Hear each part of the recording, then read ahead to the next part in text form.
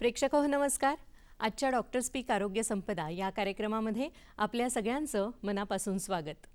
आपण आरोग्यम धनसंपदा असं म्हणतो, म्हणजेच आपलं आरोग्य ही आपली संपत्ती असते. परंतु ही संपत्ती मिळवणं ही स्वतःची जबाबदारी असते. आरोग्याविषयक अधिक जाणकार असणं हे गरजेचं असतं. बदलत्या काळात धावत्या जगामध्ये आरोग्याच्या विविध समस्या आपल्या समोर येतात. विशेषतः काही आजार म्हटलं, त्यांची नावं घेतली तरी आपल्याला भीती निर्माण होते किंवा भीती वाटू शकते. विशेषतः कुष्ठरोगासारखे जे आजार असतात त्यांची नावं घेतली तरी भीतीदायक वातावरण निर्माण होतं, रुग्णासाठी देखील आणि त्याच्या नातेवाईकांसाठी देखील. या आजाराविषयी संपूर्ण माहिती असेल तर या आजाराचं उच्चाटन करणं हे अधिक सोयीस्कर होतं, सोपं जातं. आणि याच दृष्टीने आज आपण आपल्या स्टुडिओमध्ये आमंत्रित केलं आहे डॉक्टर शेखर नाना प्रधान यांना. डॉक्टर नमस्कार. नमस्कार. डॉक्टर, आज आपण कुष्ठरोग निर्मूलनाच्या दिशेने सरकारची जी पावलं आहेत त्याविषयी माहिती जाणून घेऊया. प्रेक्षक हो, डॉक्टर शेखर नाना प्रधान हे BJ मेडिकल कॉलेज आणि ससून रुग्णालय इथे त्वचारोग विभागाचे प्रमुख आणि प्राध्यापक म्हणून गेली अनेक वर्ष कार्यरत आहेत. विशेषतः मुलांना त्याविषयी ते मार्गदर्शन करतात. राष्ट्रीय आणि आंतरराष्ट्रीय स्तरावर त्यांनी अनेक पेपर प्रेझेंटेशन केलेली आहेत, जवळपास 40च्या दरम्यान. त्याचप्रमाणे शासकीय स्तरावर कुष्ठरोग निर्मूलनाच्या दिशेने सुद्धा ते आघाडीची पावलं टाकत आहेत, प्रगती करत आहेत आणि सरकारी योजनांविषयी सर्वत्र माहिती देखील देत आहेत. आपणही जाणून घेऊया कुष्ठरोग निर्मूलनाच्या दिशेने सरकारची काय पावलं आहेत त्याविषयी, आणि विशेषतः 2030 सालापर्यंत कुष्ठरोगाचं भारतातून समूळ उच्चाटन करणं हे सरकारचंही ध्येय आहे आणि डॉक्टर्सचंही ध्येय आहे. त्याविषयी देखील आपण जाणून घेऊया.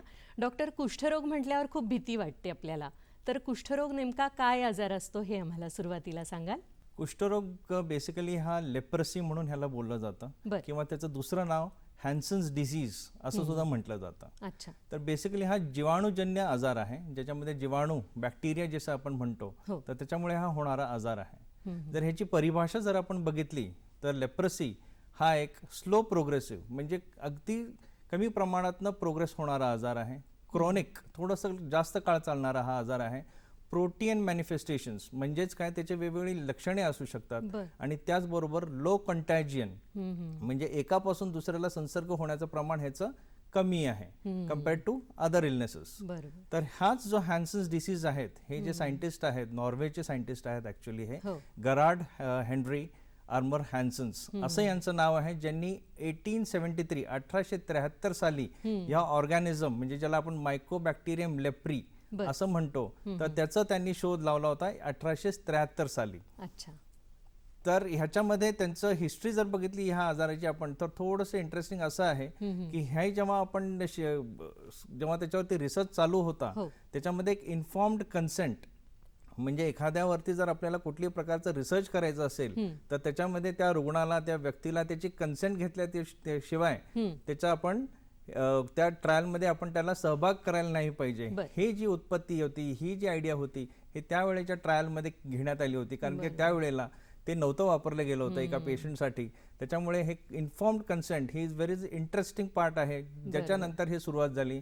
आणि त्याचबरोबर हा जो जीवाणूजन्य आजार आहे, तर हा साधारण त्याच काळामध्ये, हा साधारण सुरुवातीच्या काळातला बॅक्टेरिया हा आहे, ज्याच्यामुळे हा माणसाला आजार होतोय. म्हणजे हे सुरुवातीच्या काळाचं organism which was been first time it was been detected. अच्छा, बरोबर. म्हणजे बरेच पॅथोजन्स मधला हा पॅथोजन आपण फर्स्ट डिस्कवर केला गेला होता. तर ह्याचं इम्पॉर्टन्स खूप आहे फॉर दिस पर्टिक्युलर इलनेस. अच्छा, पण मग त्याची आपल्या शरीरावर काय लक्षणं दिसतात सुरुवातीला? तर आपण जर बघितलं तर अगदी पूर्वी काळापासून सुश्रुत संहितेमध्ये सुद्धा ह्याचा उल्लेख आपल्याला दिसून येतो कुष्ठरोगाचा. तर लक्षणे जर आपण बघितली तर साधारण ह्याची जी लक्षणे आहेत इट हॅज गॉट अ ॲफिनिटी, म्हणजे साधारण दोन गोष्टींना, एक तर म्हणतो आपण त्वचा आणि दुसरं म्हणतो आपण नर्व्स, मज्जातंतू जे असतात त्यांना हे ॲफिनिटी जास्त असते. त्याच्यामुळे त्वचेवर आणि नर्व्स जे म्हणतो आपण त्याला इफेक्ट जास्त केलं जातं. त्याचबरोबर बाकीचे पण ऑर्गन्स इन्व्हॉल्व्ह होतात, जसे की डोळे असतील, नाक असतील किंवा बोन्स असतील किंवा इंटरनल ऑर्गन्स असतील, ते सुद्धा इन्व्हॉल्व्ह होतात.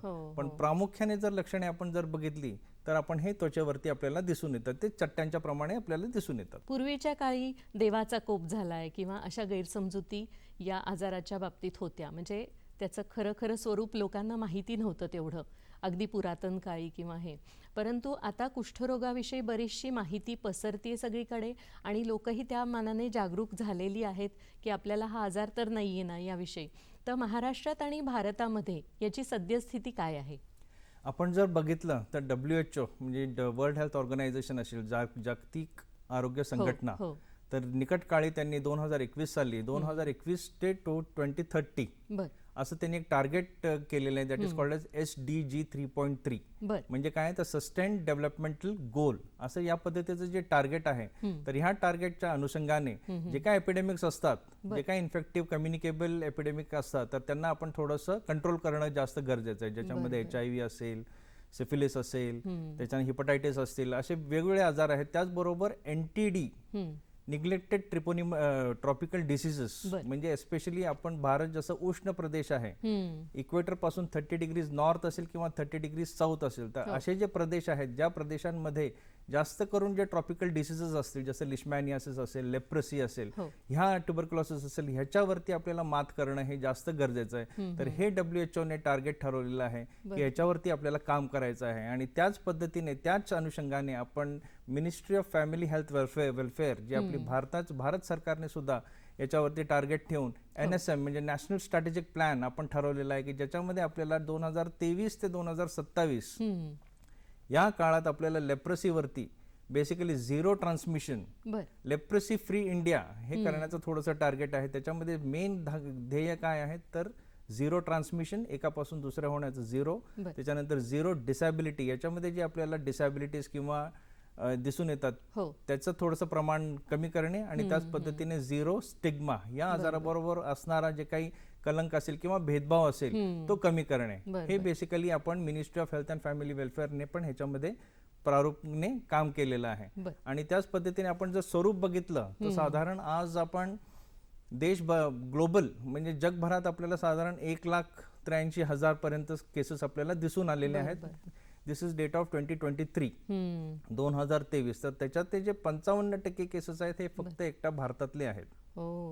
तर जे 80% जर केसेस बघितले आपण तर भारत, इंडोनेशिया असेल आणि ब्राझील, हे तीन प्रामुख्याने जे देश आहेत त्याचं कंट्रीब्युशन ह्याच्यामध्ये जास्त आहे. त्याच्यामुळे आपण थोडं ह्याच्यामध्ये जास्त काम करणं गरजेचं आहे. आणि 2024-25 साली जर आपण बघितलं तर भारतात आपल्याकडे साधारण 1,09,000 केसेस एवढे आपल्याकडे आलेले आहेत. तर ह्याच्यात मेन आपण जर बघितलं आपला जो प्रोग्राम आहे NLEP, national leprosy eradication programme, हा एक प्रामुख्याने काम केलेलं आहे आपल्या भारतामध्ये, जे की आपण बघतो 57 म्हणजे कुठल्याही आजाराचं जर आपण त्याचं माप जर हे बघितली तर साधारण प्रिव्हलन्स रेट असतो, इन्सिडन्स रेट असतो, तर ते जर आपण बघितलं तर एक प्रमुख कंट्रोल ह्या NLEPच्या प्रोग्राममुळे आलेला आहे. तर साधारण 1983 साली ह्या आजाराचा प्रिव्हलन्स रेट जे 57 केसेस पर 10,000 पॉप्युलेशन, म्हणजे प्रत्येक 10,000 पॉप्युलेशनच्या मागे 57 जे होतं, 2024-25 रोजी ह्याचं 0.57 केसेस, म्हणजे लेस दॅन 1, म्हणजे इतकं मोठं ध्येय आपण साध्य केलेलं आहे या नॅशनल लेप्रेसी इरॅडिकेशन प्रोग्रामच्या अंतर्गत, ज्याच्यामध्ये प्रत्येक रुग्णाला आयडेंटिफाय करणे, त्याला ट्रीटमेंट देणे, त्याचा फॉलोअप ठेवणे, काही कॉम्प्लिकेशन्स असतील तर ती पण फॉलोअप करणे, हे सगळे ध्येय ह्या नॅशनल लेप्रेसी इरॅडिकेशन प्रोग्राम मध्ये झालेले आहेत. सुरुवातीच्या काळात मला जरा आठवतं, मी बघितलं लिटरेचरमध्ये सुद्धा मेन्शन्ड आहे, 1955 साली ही सुरुवात झाली होती. That was national leprosy control programme, कारण की त्या काळात केसेस थोडेसे जास्त होते. मग त्याच्यानंतर आपण साधारण 1983 मध्ये हा नॅशनल लेप्रेसी इरॅडिकेशन प्रोग्राम म्हणून झाला, आणि ज्याचं आपण बघतोय की इतकं छान अचिव्हमेंट आपण केलेलं आहे की ज्याचं प्रिव्हलन्स रेट लेस दॅन 1. म्हणजे आपण जर जागतिक स्तरावर जर बघितलं तर एखाद्या आजाराला निर्मूलन म्हणजे लेप्रेसीसाठी निर्मूलनचं आपण पॅरामीटर ठेवलेलं आहे की if it is less than 1 per 10,000 cases, जर लेस दॅन 1 केस असेल तर आपण त्याला निर्मूलन असं डिक्लेअर करतो. तर हे आपण 2005 साली साध्य केलेलं आहे, ज्याच्यामध्ये आपला प्रिव्हलन्स रेट प्रत्येक 10,000च्या व्यक्तीच्या मागे आपण लेस दॅन 1 गेलेलो आहे. It was point below that. So this was the big achievement under this programme. आणि ग्लोबली सुद्धा 2000 साली WHO ने डिक्लेअर केलेलं आहे. पण त्याच्यात सुद्धा आपण आता काही बघतो, काही विशिष्ट भागांमध्ये ह्याचं थोडंसं प्रमाण जास्त आहे. तर त्या ठिकाणी आपल्याला काम करणं जास्त आहे. अगदी महाराष्ट्रात जरी आपण बघितलं तर महाराष्ट्रात सुद्धा नंबर ऑफ केसेस हे जास्त आहेत. एक एस्पेशली कुठले डिस्ट्रिक्ट, काही ठराविक डिस्ट्रिक्ट आहेत, 4-5 डिस्ट्रिक्ट असे आहेत ज्याच्यामध्ये आपल्याला काम करणं जास्त गरजेचं आहे. तर 31 स्टेट्स जे आहेत भारतातले, त्या 31 स्टेट्समध्ये प्रिव्हलन्स रेट हा लेस दॅन 1 आहे. पण 5 काही स्टेट्स असे आहेत आणि युनियन टेरिटरीज असे आहेत की ज्यांचं प्रिव्हलन्स रेट अजून सुद्धा मोर दॅन 1 आहे. तर तिथं आपल्याला काम करून आयडेंटिफाय करणं हे जास्त गरजेचं आहे. याविषयी आपण अजून बोलणारच आहोत. प्रेक्षक हो, कुठेही जाऊ नका, पाहत रहा डॉक्टर स्पीक आरोग्य संपदा हा कार्यक्रम. घेऊया छोटीशी विश्रांती. प्रेक्षक हो, विश्रांतीनंतर पुन्हा एकदा आपल्या सगळ्यांचं स्वागत आहे. डॉक्टर स्पीक आरोग्य संपदा या कार्यक्रमामध्ये आपण बोलत आहोत कुष्ठरोग या आजाराच्या निर्मूलनाच्या दिशेने सरकारच्या काय योजना आहेत त्याविषयी डॉक्टर शेखर नाना प्रधान यांच्याशी. डॉक्टर, आपण अधिसूचना याचा उल्लेख जो केला सुरुवातीला, तर ती अधिसूचना नक्की काय आहे कुष्ठरोग आजाराच्या निर्मूलनाच्या दृष्टीने?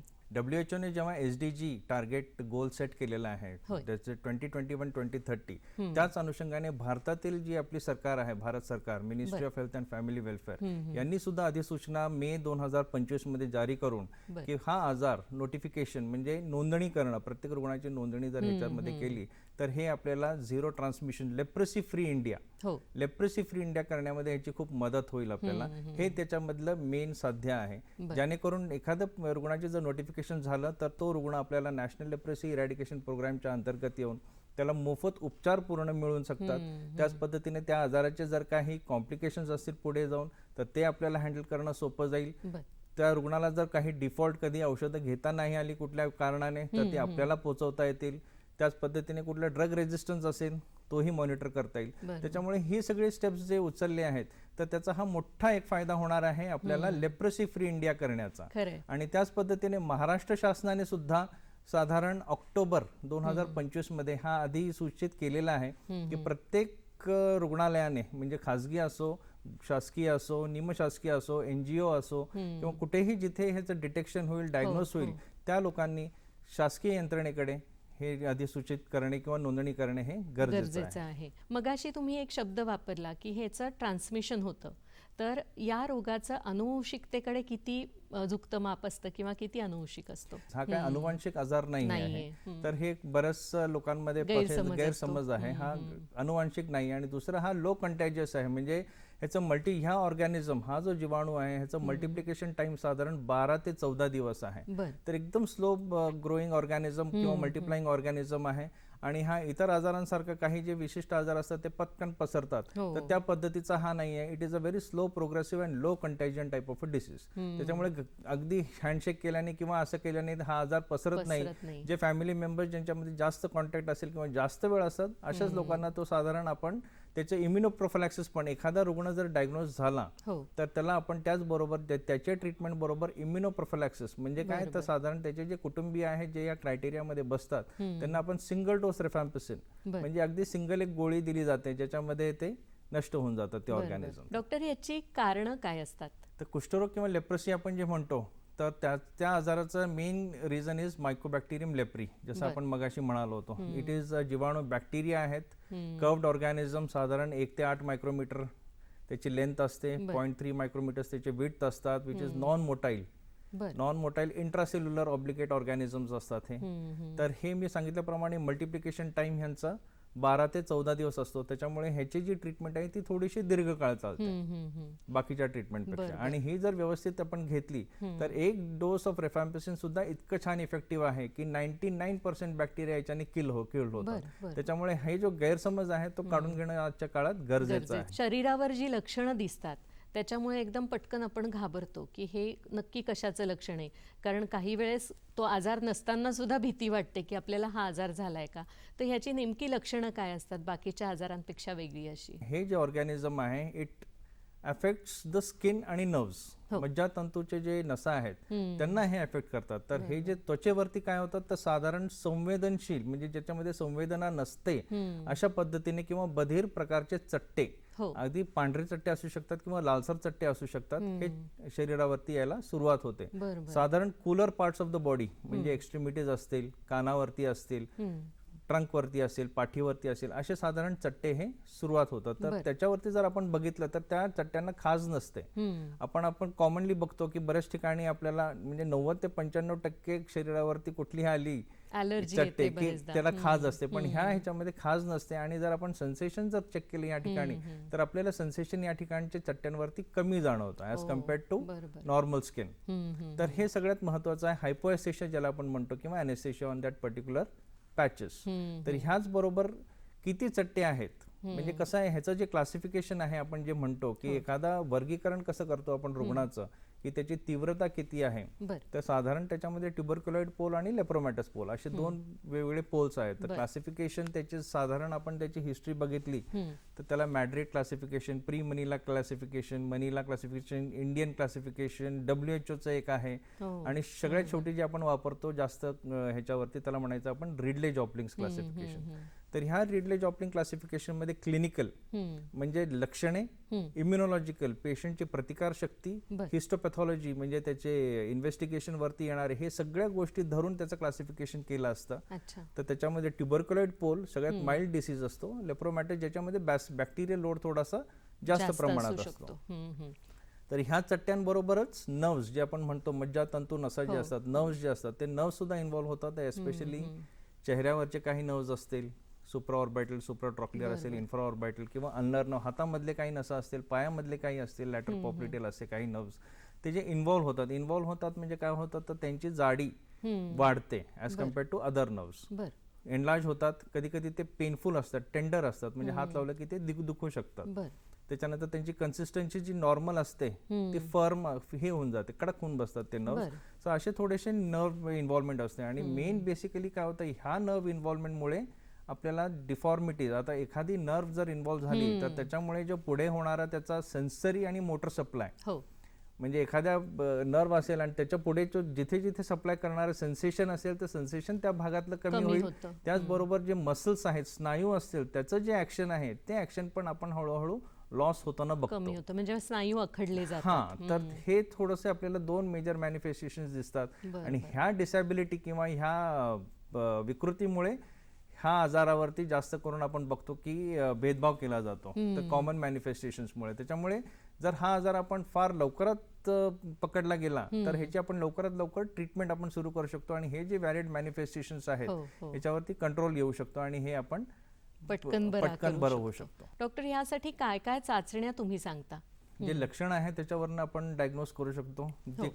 आता बेसिकली 3 कार्डिनल साइन्स आपण लेप्रोसीमध्ये समजलं जातं. एक तर जे आपण म्हणालो तसे चट्टे असतील, बधीर असतील किंवा थोडेसे कमी प्रमाणात संवेदनशील असे प्रकारचे पांढरे किंवा लाल रंगाचे चट्टे असणे. दुसरं आहे नर्व्स जे आपण म्हणालो मज्जातंतूचे जे नसा आहेत ते अफेक्ट होणे. आणि तिसरं म्हणजे जे इन्व्हेस्टिगेशन मध्ये आपल्याला जर बॅसिलाई आपल्याला आढळून आला, स्किन क्लिप असेल किंवा बायोप्सी असेल तर त्याला आपण लेप्रोसी असं डायग्नोज करतो.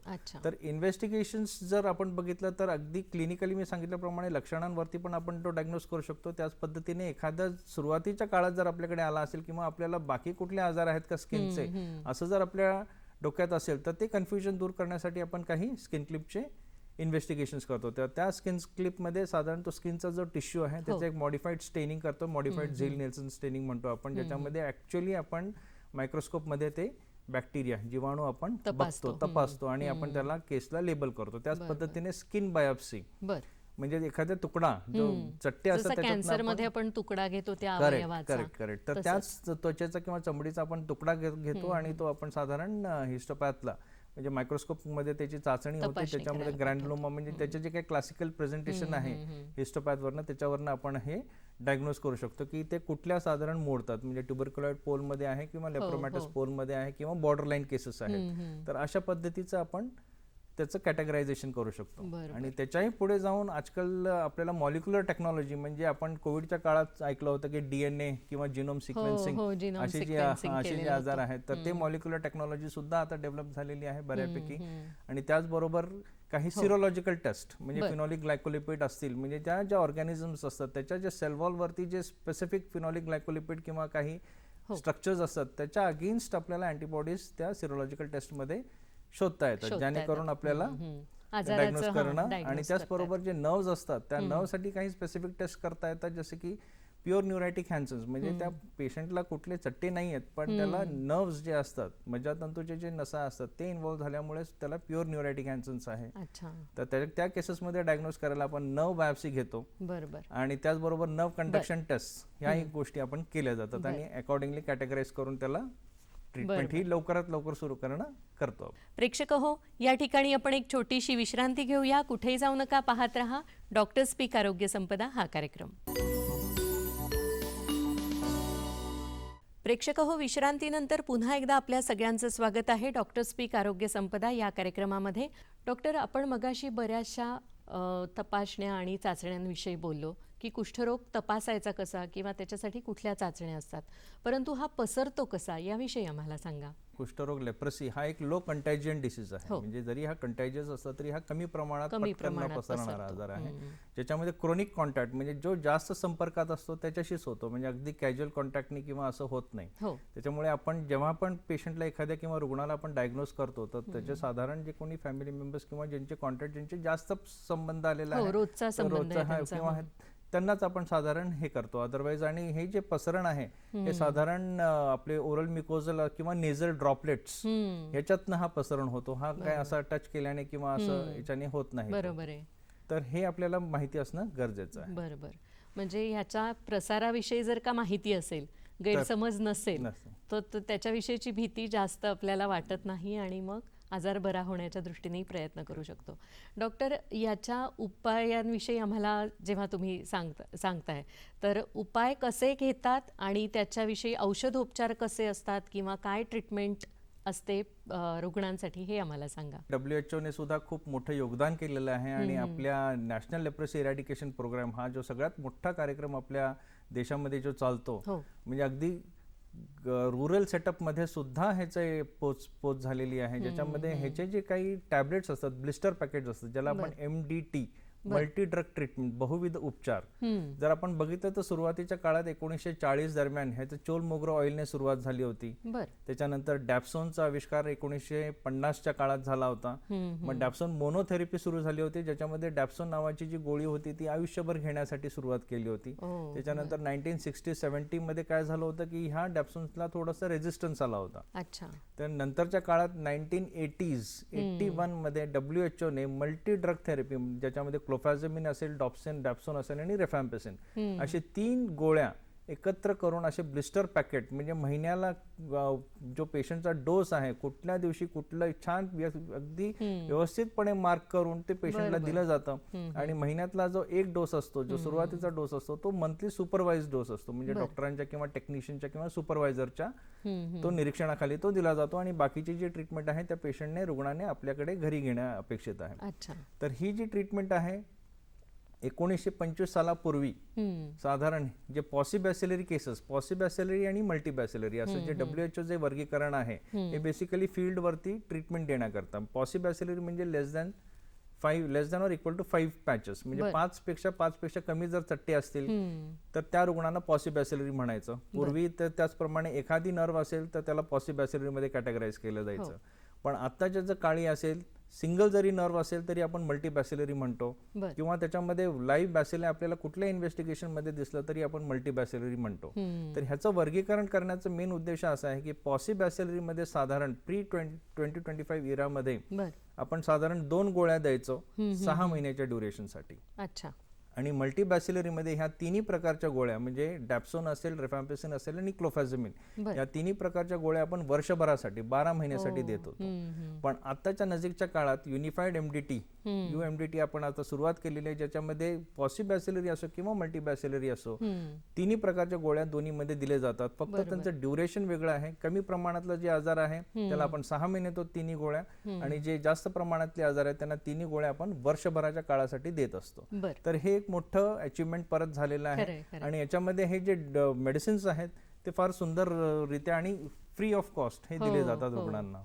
डॉक्टर, ह्याच्या रिॲक्शन्सच्या बाबतीत बोलताना आम्हाला तुम्ही काय सांगाल की ह्याचे कसे रिॲक्शन्स असतात? आपण जेव्हा बघतो लेप्रसी किंवा कुष्ठरोग व्यक्तीच्या बेसिकली रिॲक्शन जे म्हणतो तर त्याची जी प्रतिकार शक्ती आहे, इम्युनिटी जे म्हणतो, इम्युनॉलॉजिकल जे काही चेंजेस येतात एखाद्याला ट्रीटमेंट सुरू केली तर त्याच्यामध्ये जे बॉडीमध्ये जे इम्युनॉलॉजिकल चेंजेस होतात त्याच्यामुळे साधारण आपल्याला हे रिॲक्शन्स दिसतात. हे काय कुठल्या औषधाला रिॲक्शन आहे किंवा असं कुठलं काहीच नाही आहे, तर हे त्या आजाराचा भाग म्हणून हे रिॲक्शन्स आपल्याला दिसून येतात. तर त्याच्यामध्ये टाईप 1 रिॲक्शन आणि टाईप 2 रिॲक्शन्स. तर टाईप 1 रिॲक्शन जी आहे ती साधारण बीटी हॅन्सन्स जे बॉर्डरलाईन ट्युबरक्युलोइड मी मगाशी म्हणालो होते जसं वर्गीकरण असेल, मिड बॉर्डरलाईन किंवा बॉर्डरलाईन लेप्रोमॅटस असेल, आणि टाईप 2 रिॲक्शन ज्याला आपण एर्दिमा नोडोझम लेप्रोझम, तर हे टाईप 2 रिॲक्शन जी आहे हे साधारण आपल्याला बीएल बॉर्डरलाईन लेप्रोमॅटस आणि एल हॅन्सन्स, तर ह्या वर्गीकरणामध्ये आपल्याला दिसून येतं. बरोबर. तर रिॲक्शन्स मध्ये मॅनिफेस्टेशन्स काय होतं, जेव्हा त्याची प्रतिकार शक्ती कमी असते तेव्हा तो लेप्रोमॅटस पोल मध्ये असतो, पण तेव्हा त्याची प्रतिकार शक्ती जास्त असते तो ट्युबरक्युलोइड मध्ये, म्हणजे आजार हा कमी प्रमाणात असतो. अच्छा, बरोबर. असं ह्या पद्धतीने त्याची इम्युनिटी फार महत्वाची आहे. आणि जेव्हा त्याची इम्युनिटी कमी असते आणि जेव्हा आपण त्याला औषधं सुरू करतो तर साधारण एक 3 ते 4 महिन्याच्या औषधोपचारानंतर त्याची इम्युनिटी अजून छान झालेली असते. त्याच्यामुळे अपग्रेडिंग टाईप ऑफ रिॲक्शन म्हणतात त्याला, टाईप 1 रिॲक्शन, ज्याच्यामध्ये जे चट्टे असतात ते चट्टे जास्त अजून इडिमॅटस किंवा फुगून दिसतात, पेनफुल असतात. आपल्याला वाटतं की काय झालं, रिॲक्शन झाली म्हणजे काय झालं, तर बेसिकली त्याची जी प्रतिकार शक्ती ही इम्प्रूव्ह झालेली आहे, त्याच्यामुळे ते आपल्याला ते दिसून येतात. बरोबर. त्याची स्टँडर्ड लाईन ऑफ ट्रीटमेंट आहे. त्याच पद्धतीने टाईप 2 रिॲक्शन्स ज्याच्यामध्ये आपल्याला नवीन नोड्युलर लिजन्स, गाठी येणे असं दिसतं, ताप येतो, गाठी येतात, तर हे पण तसंच होतं. जेव्हा आपण त्याचे ट्रीटमेंट सुरू केलेली असते, कधी कधी रिॲक्शन्स ट्रीटमेंटच्या आधी सुद्धा येतात, ट्रीटमेंटच्या आधी सुद्धा कोणाकोणाला येतात आणि ट्रीटमेंट नंतर पण येतात. तर साधारण एक 6 ते 9 महिन्याच्या ट्रीटमेंट नंतर हे आपल्याला ENLs टाईप 2 रिॲक्शन ज्याच्यामध्ये सुद्धा व्यवस्थित रूपया आपल्याला ट्रीटमेंटने कंट्रोल करता येते. तर दोन्ही पद्धतीचे रिॲक्शन्स हे कंट्रोल करता येतात. डॉक्टर, हा आजार पूर्ण बरा होतो का आणि याचं म्हणजे परत पुनरुद्भव होतो का, याविषयी काय सांगाल? मॅडम, हा सगळ्यात चांगला प्रश्न आहे ऍक्च्युअली. हा आजार बरा होऊ शकतो का, तर सगळ्यांनी हे डोक्यातनं काढणं गरजेचं आहे की हा आजार बरा होत नाहीये. तर सांगण्यासारखी गोष्ट अशी आहे की याच्यातली जी रेफॅम्पेसिन नावाची जी गोळी आहे, विच इज अ बॅक्टेरिसाइडल, याचा एक डोस सुद्धा इतका इफेक्टिव्ह आहे की more than 99% of the bacteria kill करतात. सो अक्षरशः म्हणजे हे एक मोठं अचिव्हमेंट आहे, वरदानाचं असं म्हणू शकतो आपण. आणि हे जेव्हा तिन्ही ड्रग्ज एकत्र दिले जातात तेव्हा ड्रग रेझिस्टन्सचं प्रमाण आहे तेही एकदम कमी होतं, आणि त्याचबरोबर त्याची जी ड्युरेशन ऑफ ट्रीटमेंट जी आहे तीही कमी असते आणि कॉस्ट इफेक्टिव्ह पण राहते. त्याच्यामुळे हे 3 ड्रग्ज एकत्र MDT म्हणून हे या पद्धतीने दिलं जातं. तर एका रेफॅम्पेसिनचा डोस सुद्धा एक आपल्याला इफेक्टिव्ह जाणवतो. त्याच्यामुळे यांच्या संपर्कात जे जास्त प्रमाणात संपर्क आहेत, जे कुटुंबीय असतील, निकटवर्ती असतील, मुलं असतील, तर साधारण त्यांचं आपण हिस्ट्री घेऊन त्यांना आपण सिंगल ड्रग रेफॅम्पेसिन म्हणजे एक रेफॅम्पेसिनची गोळी सुद्धा त्यांना पुष्कळ होते. आणि रुग्णाला म्हणजे जेणेकरून पुढे पसरण होणार नाही ह्याची आपल्याला जास्त झिरो ट्रान्समिशन हे आज आपलं लक्ष आहे. तर झिरो ट्रान्समिशन, त्याच पद्धतीने झिरो डिसॅबिलिटी, विकृती त्याच्यामध्ये येता कामा नये, आणि तिसरं म्हणजे झिरो स्टिग्मा. पुन्हा हा आजार उद्भवू शकत नाही का? काही प्रमाणात आपल्याला दिसून येतात, पण अगदी काय फार काही असे काही जास्त प्रमाण नाहीये यांचं. हे जे ड्रग्स इतके इफेक्टिव्ह आहेत, आणि एखाद्याला जर तसं जाणवलंच तर त्याचा आपण अँटीमायक्रोबियल रेझिस्टन्स हा एक मोठा टॉपिक आहे. That is antimicrobial resistance. त्याचे काही टेस्ट असतात, जेनेटिक म्युटेशन, जेनेटिक ससेप्टेबिलिटी असते या रेझिस्टन्स होण्यासाठी. तर काही ठराविक लॅब्स आहेत आपल्या भारतामध्ये, 7 डिफरंट लॅब्स आहेत. आपल्यासाठी मुंबईत लॅब आहे की आपण पेशंटचे सॅम्पल पाठवू शकतो. एखादा ड्रग रेझिस्टन्स असेल तर त्याच्यासाठी आपल्याला सेकंड लाईन ड्रग्स, म्हणजे हे आपले 3 ठरलेले जे आहेत हे फर्स्ट लाईन ड्रग्ज आहेत. तर त्याच्यामध्ये आपण सेकंड लाईन ड्रग्ज असतील, त्याच्यामध्ये ओफ्लॉक्सिसिन असेल, मॉक्सिफ्लॉक्सिसिन असेल, पीफ्लॉक्सिसिन, रिफॅपेंटेन, तर त्याचे पण साधारण 8 ते 10 असे वेगवेगळे आहेत ज्याचे आपण रेजिमेंट्स आपण देऊन तो रोग बरा करू शकतो. आणि हा आजार बरा होण्याच्या काही स्टेजेस असतात का, म्हणजे किती वेळ लागतो या आजाराला बरा व्हायला? सांगितल्याप्रमाणे एका डोसचा सुद्धा इफेक्टिव्ह जास्त आहे, ज्याच्यामध्ये मॉर्फोलॉजिकल इंडेक्स आणि बॅक्टेरियोलॉजिकल इंडेक्स हे जे इन्व्हेस्टिगेशन्स मध्ये आपण बघतो की एखाद्या रुग्णाला जर आपण ट्रीटमेंट सुरू केली तर त्याला मॉनिटर कसं करायचं, तर साधारण 1 वर्षाच्या अंतराने 0.6 to 1 लॉग म्हणजे ज्याचा बॅक्टेरियोलॉजिकल इंडेक्स असतो, ज्याच्यामध्ये आपण बॅसिलरी लोड म्हणजे हा जो जीवाणू आहे, बॅक्टेरिया आहे, त्याचा लोड किती प्रमाणात आहे, तर ह्याचा आपण बॅक्टेरियोलॉजिकल इंडेक्स करतो. सॅम्पल घेऊन त्याच पद्धतीने मॉर्फॉलॉजिकल इंडेक्स म्हणजे ह्याच्यातले किती बॅक्टेरिया लाईव्ह आहेत का डेड आहेत. बरोबर. डेड असेल तर नो इश्यूज, पण लाईव्ह आहेत किंवा नाही तर ते पण तपासणी करत असतो. तर मॉर्फॉलॉजिकल इंडेक्स पण लगेच कमी होतात 2 ते 3 महिन्यात आणि बॅक्टेरियोलॉजिकल इंडेक्स पण कमी होण्यासाठी मदत होते. कुठेही जाऊ नका, पाहत रहा डॉक्टर स्पीक आरोग्य संपदा हा कार्यक्रम. प्रेक्षक हो, विश्रांतीनंतर पुन्हा एकदा आपल्या सगळ्यांचं स्वागत आहे. डॉक्टर स्पीक आरोग्य संपदा या कार्यक्रमामध्ये आपण बोलत आहोत कुष्ठरोगाच्या निर्मूलनाविषयी डॉक्टर शेखर नाना प्रधान यांच्याशी. डॉक्टर, आपण विविध योजनांविषयी सुरुवातीला सांगितलं, पण विशेषतः काही जे सामाजिक कार्यकर्ते असतात ते आपल्या जीवन याच्यासाठी वाहून घेतात. तर अशी अनेक नावं आहेत, त्यातली काही 1-2 नावं खूप महत्त्वाची आहेत, त्याच्याविषयी आम्हाला सांगा. येस, तर आपण नॅशनल लेवलला जर बघितलं तर आपले राष्ट्रपिता महात्मा गांधीजी यांनी सुद्धा सेवाग्राम या आश्रमामध्ये बरेच मला वाटतं जे महत्वाचे हे होते त्यांची ट्रीटमेंट आणि त्यावेळेची जी काही अवेलेबल ट्रीटमेंट होती किंवा त्यावेळेला जे काही लोकांच्या मनामध्ये जे ही घबराट होती की भेदभाव आणि हे करण्यासंदर्भात लांब ठेवण्याचं असतं, तर त्यांनी त्यांना आश्रमामध्ये आणून त्यांची सेवा करणे आणि ट्रीटमेंट केली आणि बरं करणे हेही त्याच्यातनं आपल्याला दिसून येतं. त्याच पद्धतीने बाबा आमटेंनी आनंदवन या आश्रमामध्ये सुद्धा त्यांनी सुद्धा त्या ठिकाणी काम केलेलं आहे. विनोबा भावे असतील थोर, हे पण त्यांनी पण बरेच थोर लोकांनी ह्याच्यासाठी काम केलेले समाजामध्ये की जे समाजामध्ये जे घाबरतात त्याच्यावरती. कारण की त्या काळामध्ये मला वाटतं लिटरेचरमध्ये सुद्धा मेन्शन आहे की आपल्याकडे थोडंसं रोगाचं प्रमाण थोडंसं जास्त होतं ऍज कम्पेअर्ड टू बाकीचे. जर आपण ग्लोबली जर बघितलं तर 70% जे आजार आहेत हे फक्त साऊथ ईस्ट एशिया, म्हणजे आपण इंडोनेशिया आणि म्हणजे साऊथ ईस्ट एशियामध्ये त्याचं आपल्याला जास्त दिसून येतात. आणि आफ्टर दिस ब्राझील हे दुसरा देश असा आहे ज्याच्यामध्ये सुद्धा आपल्याला जास्त प्रमाणात दिसून येतो हा आजार. आणि ग्लोबल जर बघितलं अमेरिका आणि आफ्रिकन कंट्रीजमध्ये बाकीचे जे आहेत ते साधारण 10 ते 12% एवढेच केसेस आहेत. पण मेजर जो आहे तो साऊथ ईस्ट एशियामध्ये आपल्याला जे WHO ने जे पब्लिश केलेला डेटा आहे 2023 मध्ये, तर त्या पद्धतीने आपण ते बघतो. बरोबर. म्हणजे पूर्वीच्या काळी या रुग्णांना अगदी समाजापासून वेगळंच ठेवलं जायचं आणि अगदी वेगळं वागणूक दिली जायची, तर ती आता कितपत तुम्हाला बदललेली दिसते? आता पूर्णपणे बदललेली आहे. ऍक्च्युअली कसं झालेलं आहे, आता awareness programmes, national leprosy eradication programme मध्ये समाजाचं जागरूकीकरण भरपूर झालेलं आहे. मला वाटतं प्रत्येक स्तरावरती, म्हणजे अगदी मिनिस्ट्री असो किंवा अगदी सब डिस्ट्रिक्ट लेवल्स वरती पण प्रत्येक ठिकाणी जागरूक लेवल, आशा वर्कर्स यांना सुद्धा ट्रेन केलेलं आहे. प्राइम हेल्थ सेंटर्स असतील, RH असतील, सगळीकडे या औषधांचं उपलब्धता आणि त्याचबरोबर रुग्णांचं शोध मोहीम. आपण आता रिसेंटली बघितलं तर LCDC म्हणजे लेप्रोसी केस डिटेक्शन कॅम्पेन सुद्धा असे वारंवार घेतले जातात, ज्याच्यामध्ये आपण जास्तीत जास्त आपण रुग्ण आपल्याला सापडतील आणि त्यांना आपण कुष्ठरोग मुक्त करूया या ध्येयाने, म्हणजे जेणेकरून झिरो ट्रान्समिशन, सगळ्यांना ट्रीटमेंटच्या अंडर जर आणलं आपण तर ट्रान्समिशन होणार नाही. तर झिरो ट्रान्समिशन होईल आणि आपण जर त्यांना लवकर जर कॅच केलं तर त्यांच्यामध्ये तीव्रता कमी राहील, डिफॉर्मिटीज होणार नाही. ग्रामीण आणि शहरी भागांमध्ये याचं प्रमाण किती दिसतं आणि जागरूकता कशी आहे त्या बाबतीत? तर आता आपण जर शहरीकरण भागामध्ये जसं अर्बन एरियाजमध्ये स्पेशली आपण आपल्या सिटीमध्ये जरी बघितलं तर आपण ठिकाणी कॉर्पोरेशन्स किंवा हे सगळे चीफ मेडिकल ऑफिसर्स असतात त्या ठिकाणी, ज्याच्याकडे आपण नोटिफायबल करणं गरजेचं आहे. त्याच पद्धतीने रुरल सेटअपमध्ये ADHS किंवा ह्यांची जर संरचना जर आपण बघितली नॅशनल लेप्रोसी इरॅडिकेशन प्रोग्रामची, म्हणजे अगदी मिनिस्ट्री पासून ते डिस्ट्रिक्ट लेवलला असेल किंवा प्रत्येक डिस्ट्रिक्टला आज आपल्याकडे ADHS असिस्टंट डायरेक्टर लेवलचे अधिकारी असतात पब्लिक हेल्थचे. त्याच पद्धतीने कॉर्पोरेशन मध्ये इन्चार्ज मेडिकल ऑफिसर्स असतात, डिस्ट्रिक्ट लेप्रोसी ऑफिसर्स असतात. तर ह्यांच्याकडे आपण जेव्हा कळवतो तर ते त्यांच्या यंत्रणेकडून, म्हणजे ते अगदी आशा वर्कर्स असतील, टेक्निशियन्स असतील, त्यांच्याकडनं त्या रुग्णांचा फॉलोअप घेतला जातो. त्यांना औषधं पुरवली जातात, एखादा डोस कुठे मिस होत असेल तर ती त्यांना पोहोचवली जाते. त्याचबरोबर काही त्यांना डिफॉर्मिटीज असतील तर त्याच्यासाठी लागणारे काही फिजिओथेरपीचे असतील किंवा MCR फुटवेअर. काय होतं अशा आजारामध्ये साधारण आपण मी म्हटल्याप्रमाणे नर्व्स जेव्हा इन्व्हॉल्व्ह होतात तर संवेदना जी आहे हाता आणि पायांची संवेदना कमी होते, त्याच्यामुळे गरम गार सुद्धा कधी कधी समजून येत नाही.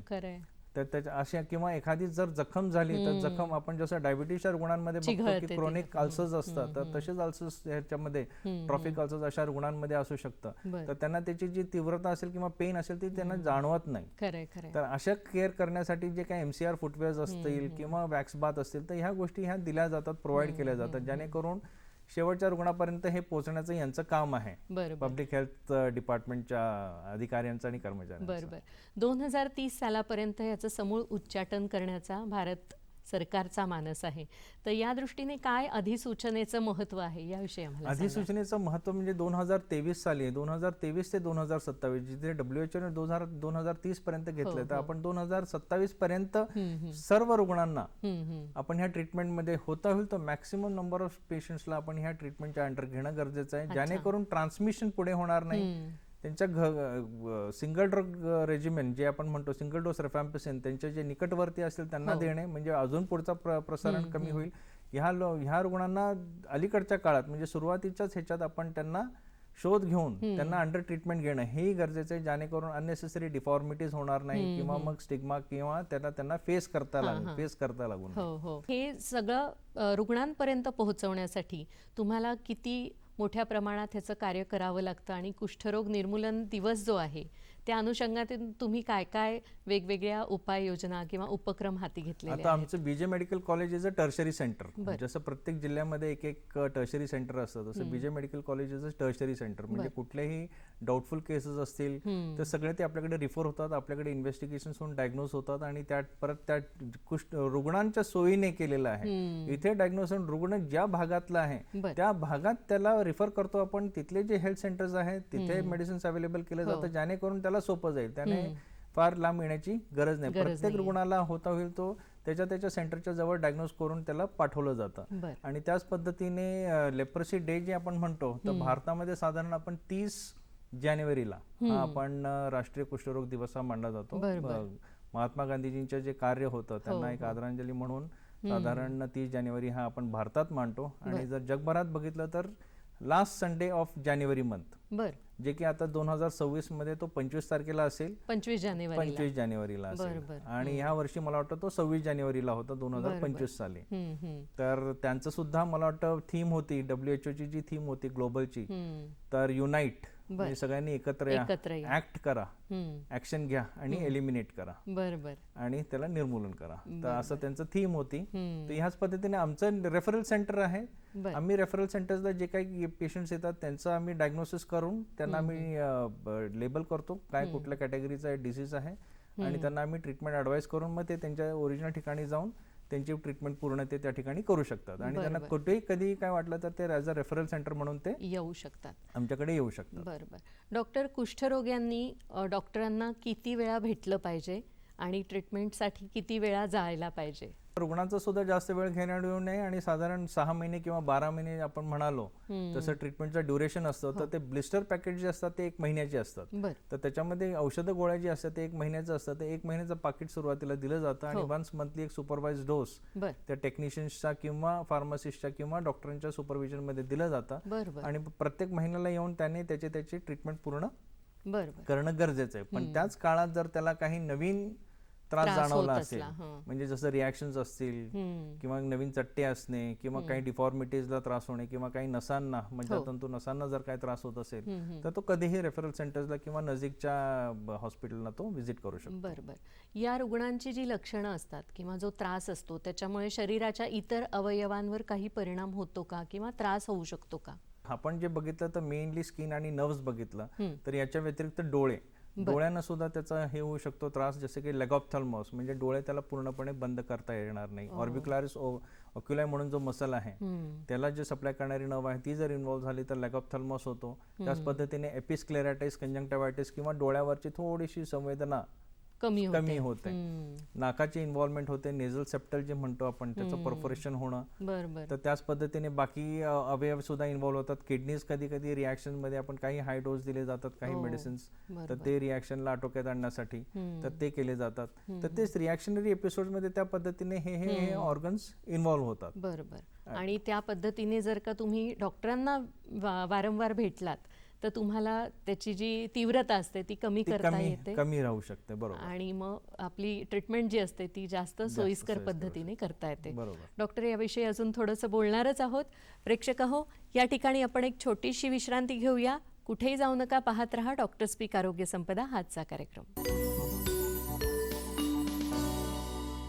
प्रेक्षक हो, विश्रांतीनंतर पुन्हा एकदा आपल्या सगळ्यांचं स्वागत आहे. आपण बोलत आहोत डॉक्टर शेखर प्रधान यांच्याशी आणि ते आपल्याला माहिती देत आहेत कुष्ठरोग निर्मूलनाच्या दिशेने भारत सरकारच्या काय योजना आहेत आणि त्या दृष्टीने आपण कशी पावलं टाकतोय ते.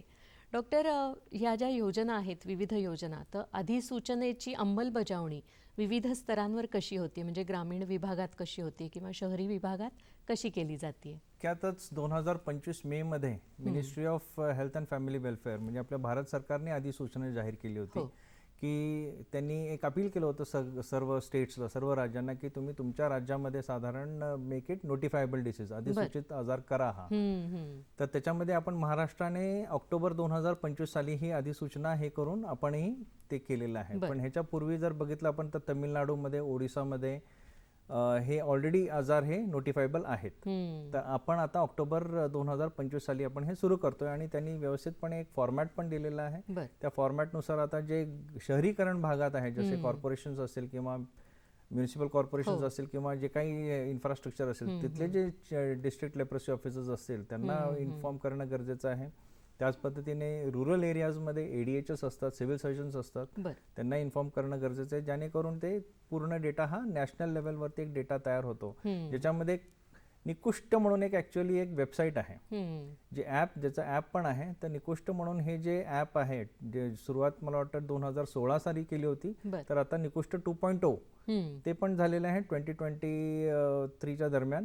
तर ज्याच्यामध्ये हे सगळे जे पेशंट्स असतात त्यांचा एक डेटा असतो साधारण, म्हणजे त्यांना एक अनालिसिस करण्यासाठी, म्हणजे जे देश पातळीवरती जे प्लॅन करतात की कुठल्या आजारासाठी कुठले स्टेप्स घेणं गरजेचं आहे, अशी जी प्लॅनिंग कमिटी असते त्यांना साधारण थोडीशी आयडिया येते की आपण आता कुठल्या भागामध्ये आपल्याला जास्त कार्य करणं गरजेचं आहे, कुठल्या भागातने जास्त रुग्ण येत आहेत, कुठल्या प्रकारचे रुग्ण येत आहेत, मुलांमध्ये त्याचं प्रमाण किती आहे, MB केसेस किती आहेत, पॉसिबॅसिलिटी केसेस किती आहेत, महिलांमध्ये किती आहे, पुरुषांमध्ये किती आहे.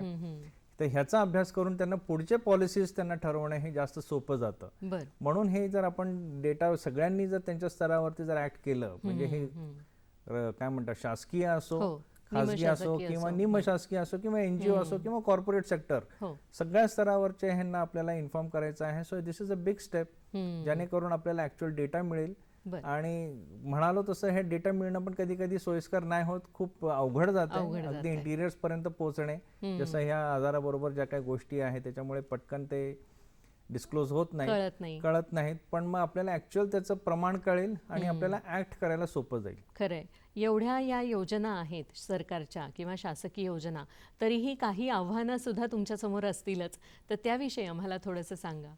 तर हा मेन आव्हान हाच आहे की मॅक्सिमम लोकांना आपण ट्रीटमेंटच्या अंडर घेणे. तर हे आपल्याला मला वाटतं सगळ्यात मोठं टार्गेट आहे, जेणेकरून झिरो ट्रान्समिशन. आता आपलं ध्येयच आहे national leprosy eradication programme, zero transmission, zero disability and zero stigma. हे ध्येय आपल्या भारताने, ministry of health and family वेलफेअरने हा आपल्याला ठरवलेला आहे देश पातळीवर.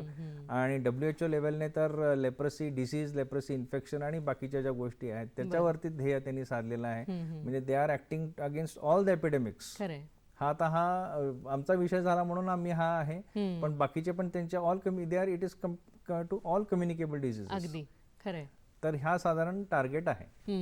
म्हणजे या आव्हानांना तोंड देताना तुमच्यासमोर अनेक उदाहरणं देखील असतील की काही रुग्ण ज्यांनी वेळेत अगदी या योजनेअंतर्गत नाव नोंदवलं, पटकन औषधोपचार घेतले आणि ते बरे पण झाले. तर आम्हाला असे काही उदाहरणं असतील तर सांगा. नाही, हे रिसेंटली झाल्यामुळे नोटिफिकेशन हे रिसेंटली झालेलं आहे. काही शासकीय ह्याच्यातनं ते आधीच इन्फॉर्म होत असायचं, पण हे लेटेस्ट असल्यामुळे आता सगळ्यांनाच बंधनकारक आहे.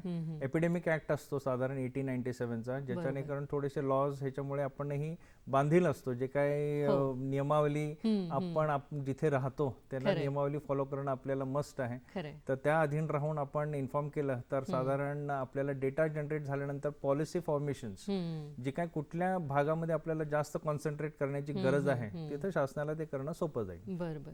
आणि मग अशी उदाहरणं अनेक तुमच्या समोर रोजच येत असतील. हो हो हो हो अगदी आपण बघतो कुटुंबामध्ये सुद्धा, आपण ज्याने सिंगल ड्रग रेजिमेंट घेतला असेल, रिफॅम्पिसिनचा डोस घेतला असेल, तर असे काय होतं कधी कुठे कुठे जॉईंट फॅमिलीज आपल्याला रुरल सेटअप मध्ये थोडेसे बघायला मिळतात, जास्त दिसतात. आता अर्बन मध्ये, मोठ्या सिटीज मध्ये न्यूक्लिअर फॅमिली असते जनरली, पण जिथे जॉईंट फॅमिली राहते त्याच्यामध्ये सुद्धा हे इफेक्टिव्हपणे हा कंट्रोल करण्यामध्ये आपल्याला खूप मदत झालेली. अशी खूप उदाहरणं आहेत की ज्याच्यामध्ये रुग्णाला वेळेवरती उपचार सुरू केल्यामुळे त्याला सुद्धा कुठलेही कॉम्प्लिकेशन्स नाही केल्यामुळे तोही त्याच्या नॉर्मल रुटीन लाईफ आणि नॉर्मल त्याचं कामावर तो जाऊ रुजू झालेला आहे. मला वाटतं ह्याच्यासाठी मानसिक आधाराची जास्त गरज असते. डॉक्टर, आहार कसा ठेवावा या रुग्णांनी हा खूप महत्त्वाचा प्रश्न आहे, पण खूप गरजेचा आहे, कारण आहार व्यायाम हा सगळ्याच आजारांवर उत्तम उपाय असतो. पण आहाराच्या दृष्टीने कशी काळजी घ्यावी हे आम्हाला थोडक्यात सांगा. आहार म्हणजे बेसिकली अशा रुग्णांनी जे बाकीचे जे घरगुती जे आहेत ते सगळं घेणं गरजेचं आहे. हाय प्रोटीन असेल, न्यूट्रिएंट्स म्हणजे इम्युनिटी वाढवण्याच्या हो हो हो प्रतिकार शक्ती वाढवण्याचं जसं आपण म्हणतो आपल्या याच्यामध्ये हिरवी फळं आणि भाज्या घेणे हे मस्ट आहे आपल्या दैनंदिन जेवणामध्ये. घरचं अन्न जे म्हणतो that is the best thing. त्याच्यासारखं काहीच नाही आहे, तर त्यांनी पण तेच फॉलो करणं गरजेचं आहे. आणि जसं तुम्ही म्हणाला व्यायाम, तर फिजिओथेरपी ह्याच्यामध्ये एक मोठं हे आहे. जिथे थोडंसं विकृती दिसून येते तिथे आपण फिजिओथेरपी, थोडेसे डिफॉर्मिटीज असेल तर त्यांना फिजिओथेरपी म्हणजे अगदी ऑइल मसाज पासून ते ॲडवाइस केलं जातं.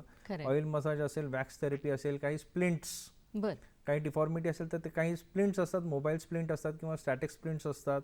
तर त्याच पद्धतीने काही सर्जिकल करेक्शन्स सुद्धा केले जातात.